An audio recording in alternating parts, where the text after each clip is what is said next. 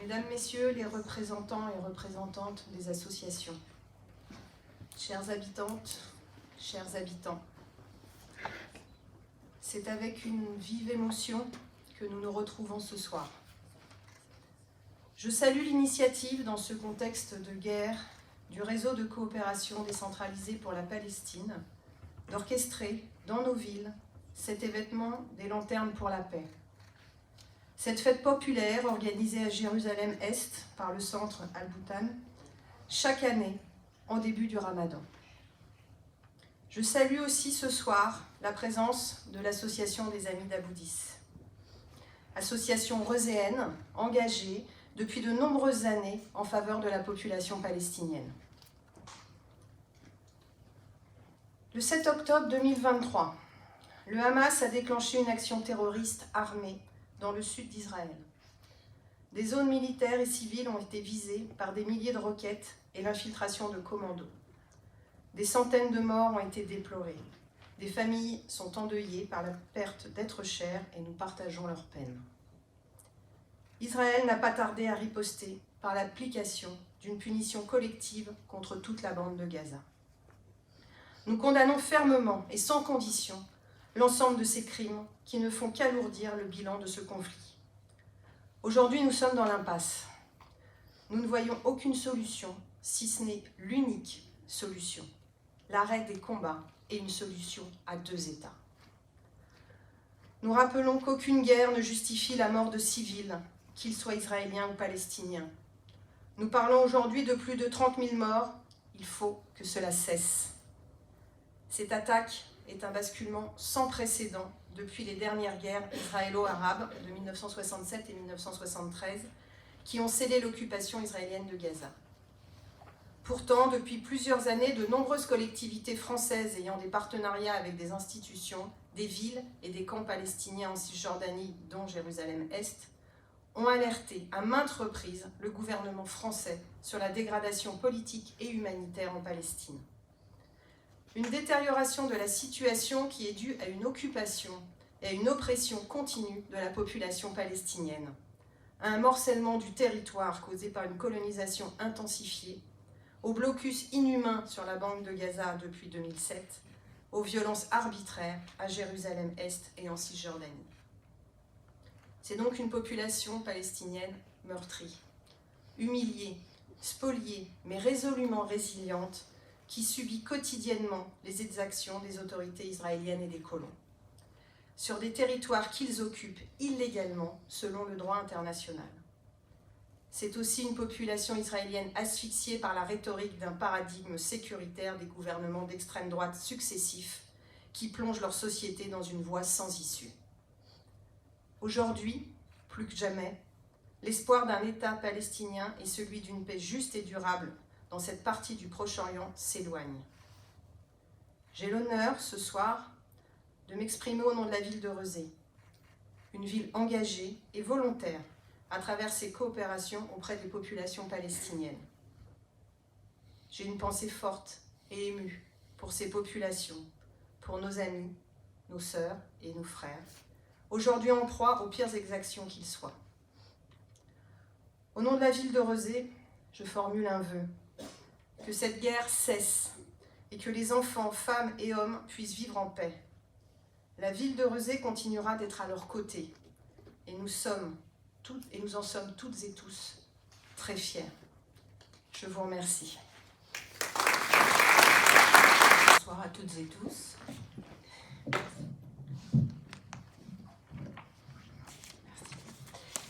Je voudrais commencer mon intervention par les propos qu'a tenus Jonathan Glazer, le réalisateur du film Zone d'intérêt, meilleur film international lors de la dernière cérémonie des Oscars.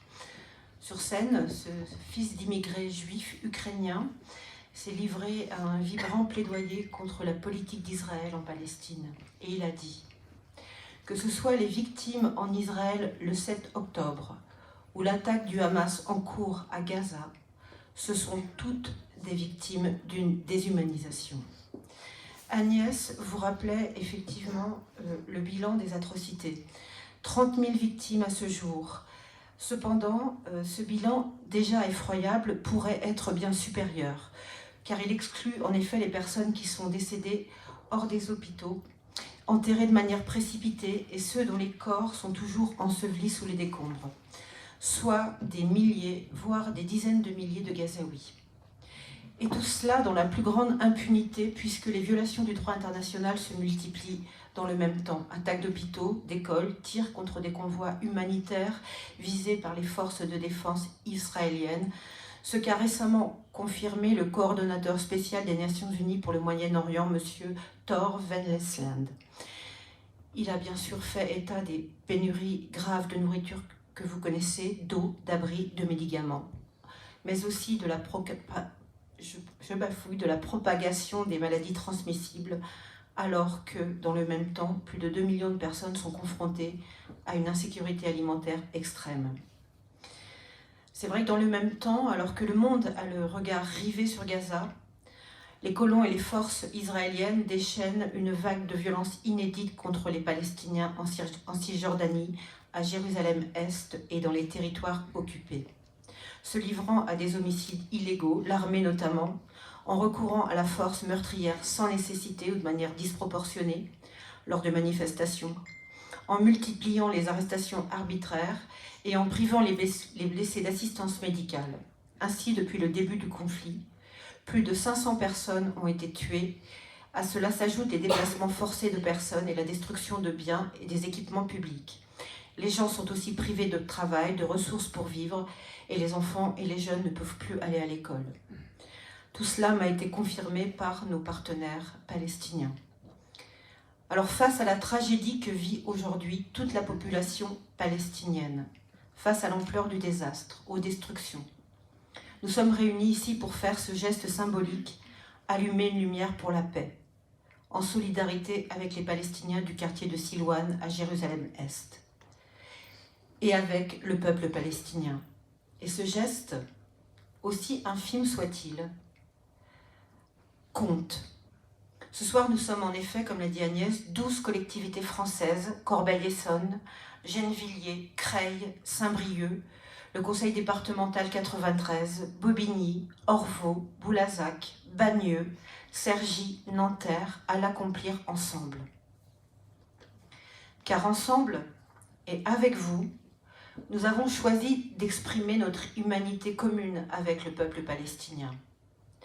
La semaine dernière, j'étais à Paris en tant qu'élue et vice-présidente du RCDP avec une délégation palestinienne de la ville de Salfit, au nord de Ramallah. Ils étaient venus signer un pacte de coopération décentralisé avec la ville de Colombes.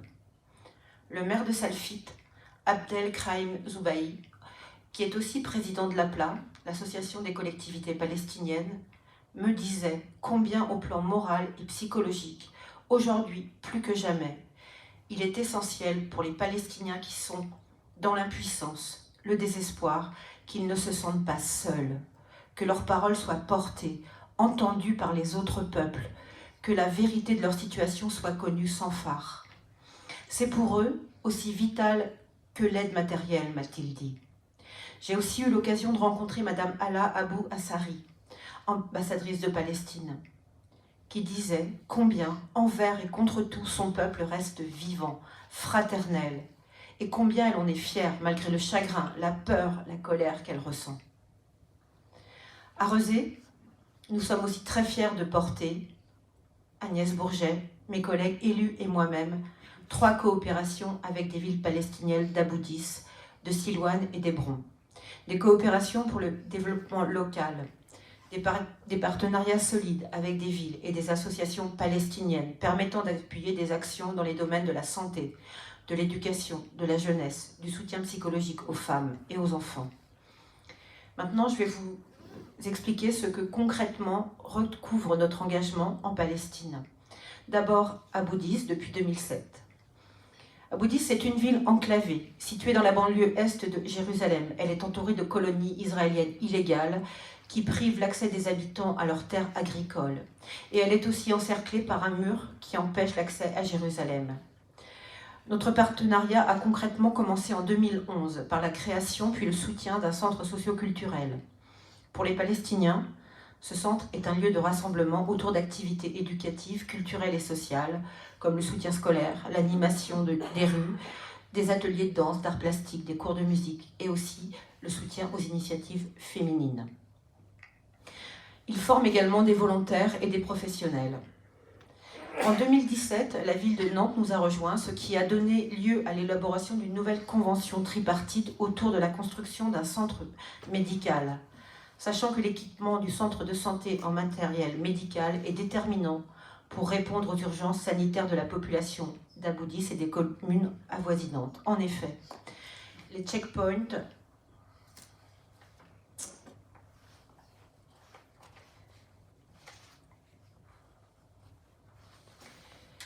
et la fermeture de Jérusalem aux Palestiniens limitent tout déplacement et donc l'accès aux soins d'urgence des Palestiniens. Beaucoup meurent de ne pas pouvoir accéder aux soins. En 2023, Abu-Dis et Rezé, avec le soutien du consulat de France à Jérusalem et l'université de Birzeit, près de Ramallah, ont programmé aussi un diagnostic de territoire à destination de la jeunesse d'Abu-Dis. Une jeunesse fortement sinistrée au regard des situations géopolitiques, sociales et économiques du territoire.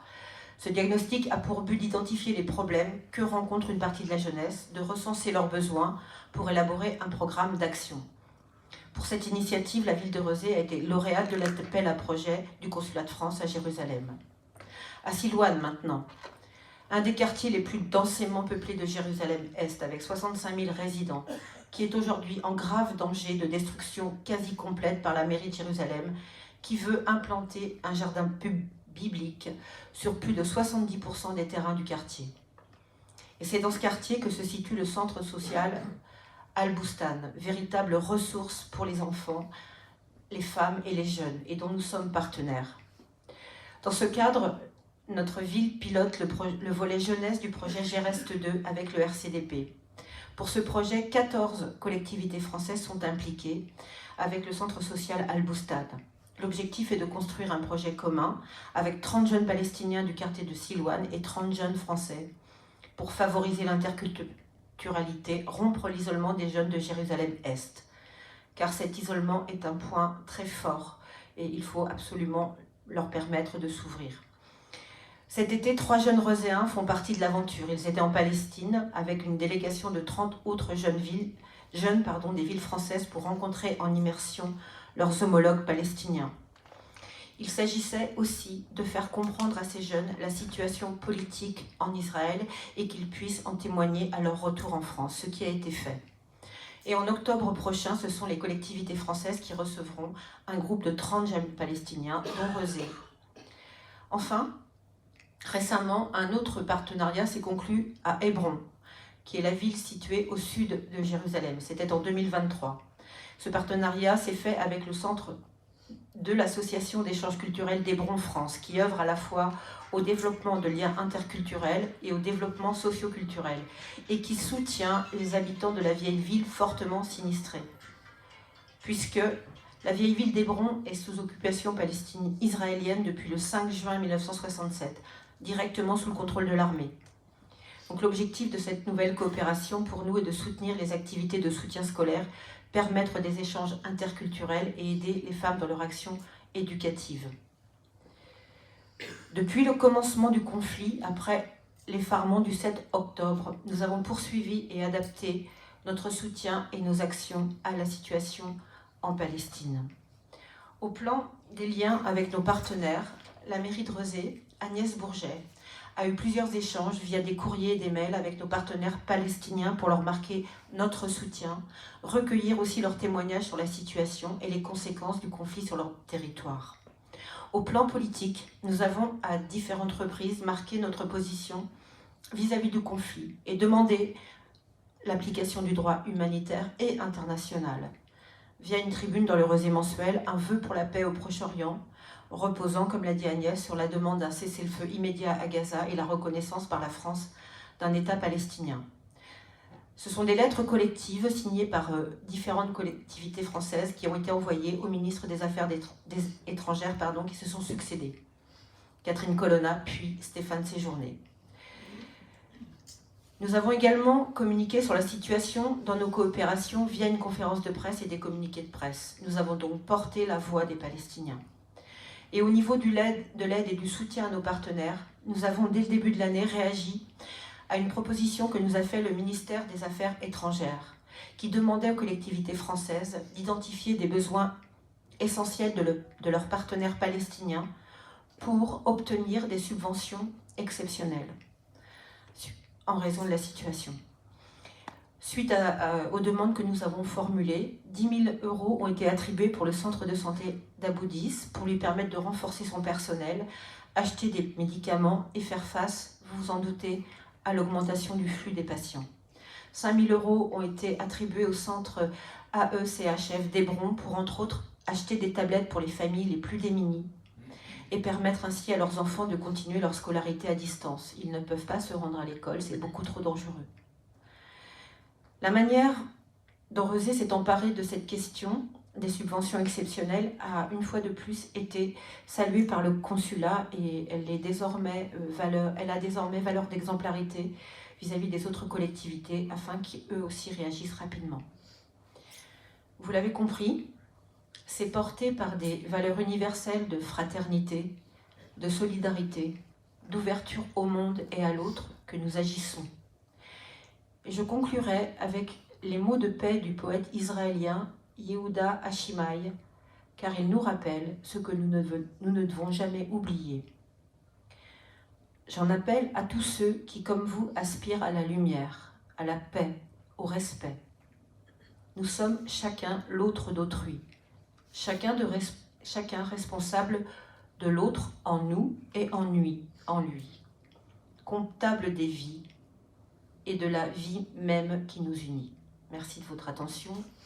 Je vais demander maintenant aux amis d'Abu Dis de bien vouloir intervenir. À la mairie, aux élus, à Madame la maire, et merci à tous ceux qui sont présents ce soir pour passer ce moment avec nous. Au moment où l'anéantissement physique d'un peuple est programmé, où son effacement se déroule devant nos yeux, au moment où la jeunesse est attaquée dans le but de ne plus pouvoir faire société, au moment où la culture est assassinée, de Gaza à Jenin, je ne redirai pas les mots qui ont été dits, mais c'est toute notre humanité, tout entière, que nous défendons. Alors ce soir, notre association a choisi de vous lire un poème de Mahmoud Darwish, poète de la résistance palestinienne, traduit de l'arabe par Elias Sambar, qui s'appelle « Pense aux autres ». Quand tu prépares ton petit déjeuner, pense aux autres. N'oublie pas le grain aux colombes. Quand tu mènes tes guerres, pense aux autres.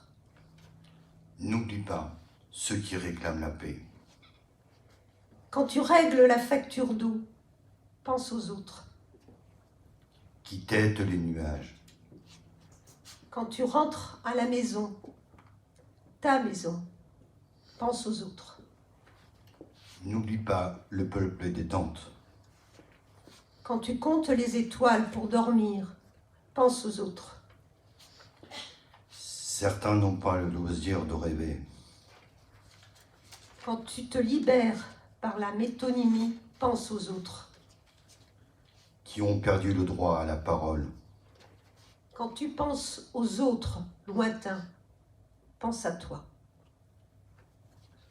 Dis-toi, qui je ne suis, une bougie dans le noir.